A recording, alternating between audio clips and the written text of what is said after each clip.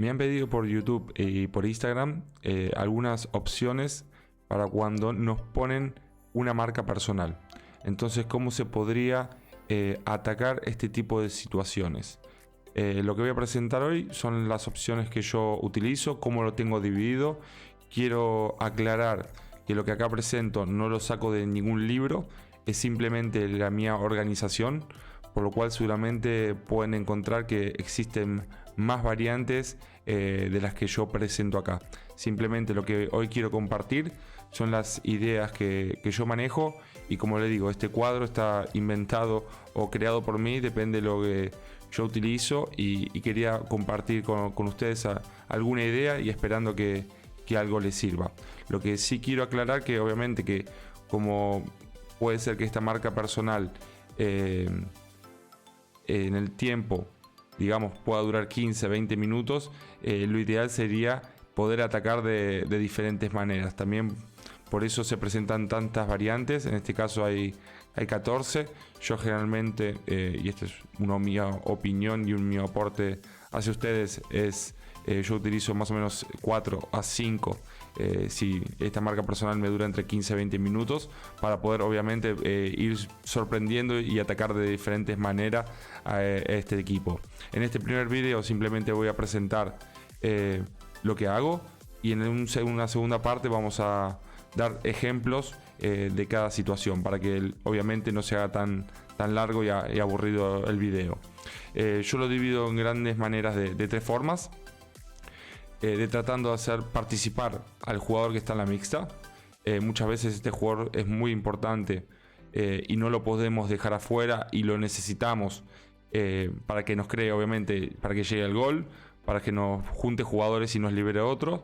Por lo cual una de las partes sería tratar de liberar a este jugador que está en la mixta, o ayudarlo a que se pueda desmarcar, ¿no? De diferentes maneras.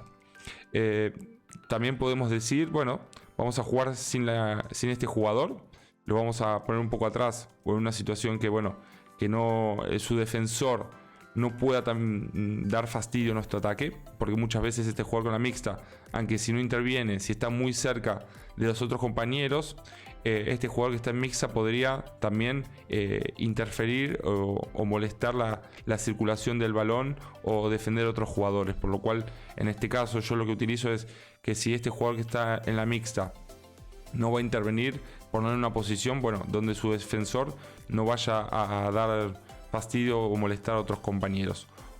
Y la tercera opción es tratar de que nos saquen esta mixta, ¿no? En el tema de hacer participar al jugador con la mixta, bueno, podemos hacer que este jugador se desmarque. Un compañero lo podría ayudar, que tenga el balón, lo puede ir a hacer un bloqueo para que se desmarque, o un jugador que no tenga el bloqueo lo puede ayudar para que se desmarque.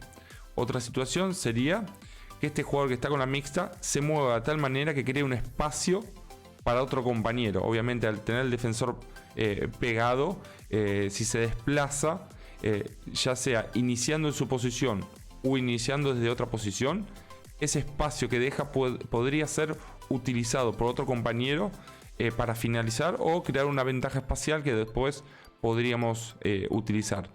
También otra acción que se utiliza mucho es tratar de enviarlo a pivote, que lo podríamos dejar ahí jugando como pivote, o lo que pasa muchas veces también es que vuelve a salir. ¿Por qué? Porque una vez que entró, ese defensor muchas veces cambia de oponente, por lo cual este jugador que entra podría entrar y jugar ahí, o también entrar y salir dependiendo de lo que haga su defensor, obviamente lo que queramos hacer nosotros en ataque.